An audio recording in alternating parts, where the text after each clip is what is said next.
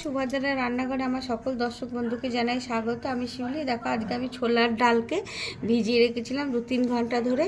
ভিজে ধোয়া পরিষ্কার করে ধুয়ে নিয়ে এসেছি। এবার আমি তার সাথে কি দেব দেখো, এটা হচ্ছে আদার টুকরো দিয়েছি 2টো, আর কাঁচা লঙ্কা। এই ডালের সাথে এগুলো দিয়ে আমি বেটে নিয়ে আসছি। হ্যাঁ, তারপর আমি কি বানাবো তোমাদের সাথে শেয়ার করব।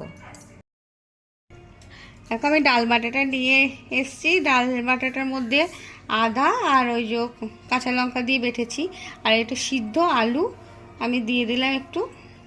এটা ডাল বাটাটার সাথে মেখে নেব। আর কি মিক্সড করব দেখো, দেখাচ্ছি তোমাদের। আর আমি মিক্সড করছি হচ্ছে তোমার গোলমরিচ ক্রাশ করে নিয়েছি, একটু গোলমরিচের ক্রাশ দিয়ে দিলাম, ধনেপাতা কুচো দিয়ে দিলাম, আর দিচ্ছি চালের গুঁড়ি। হ্যাঁ, চালের গুঁড়ো দিয়ে দিচ্ছি কিছুটা, দিয়ে এবার এগুলো আমি মাখবো। আর তার সাথে লবণ দেব, স্বাদ অনুযায়ী লবণ দিয়ে দিলাম স্বাদ মতো। এটা ভালো করে আমি একটু টাইট করে একটা ডো বানাবো।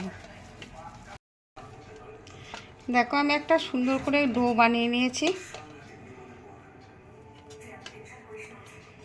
এটা ডাল বাটার সাথে ছোলার ডাল বাটা, আর আছে তোমার চালের গুঁড়ি আর আলু সিদ্ধ।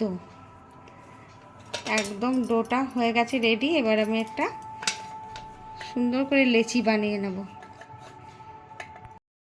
দেখো, আমি গ্যাসের স্ল্যাবের মধ্যে এটা একটা লম্বা করে একটা লেচি বানিয়ে নিয়েছি।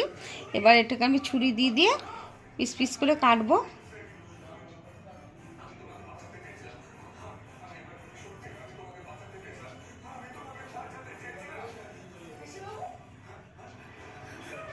হয়েছে, এগুলো কেটে নিলাম। এবার আমি কি করছি দেখো, আমি এগুলো সুন্দর করে পিস পিস করে ছুরি দিয়ে কেটে নিলাম, দিয়ে রেডি করে নিয়েছি। এদিকে গ্যাসে আমি আমার মিনি কড়া বসিয়ে দিয়েছি, তেল দিয়ে দিয়েছি।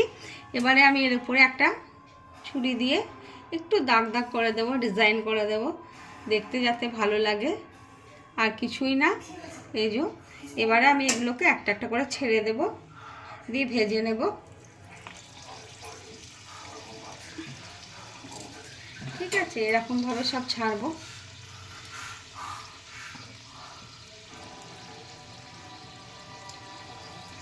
তোমরা এইভাবে একবার বানাবে, বানিয়ে খাবে, খেয়ে আমাকে কমেন্ট করে জানাবে। খুব ইজি ব্যাপার, আর কিছু মানে অতিরিক্ত কোনো উপকরণ নেই।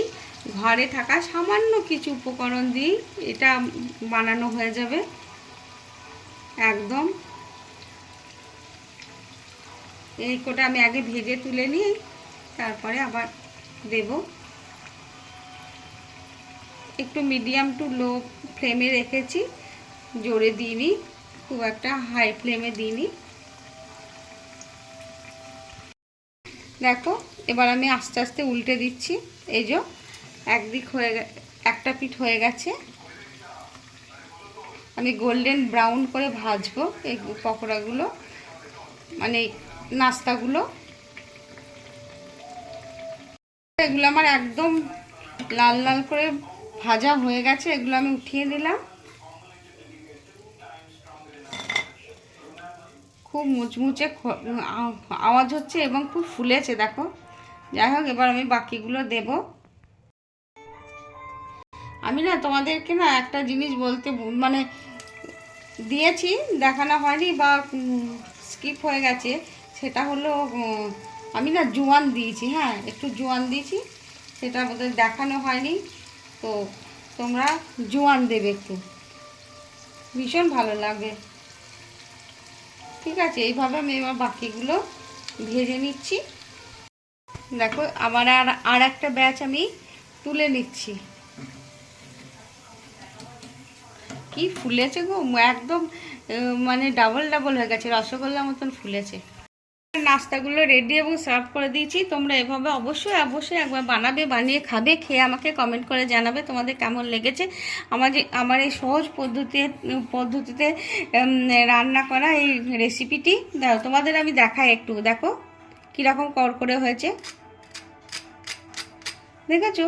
অসম্ভব সুন্দর হয় খেতে। চা কফির সঙ্গে এই শীতের দিনে সন্ধেবেলা একদম জাস্ট জমে যাবে।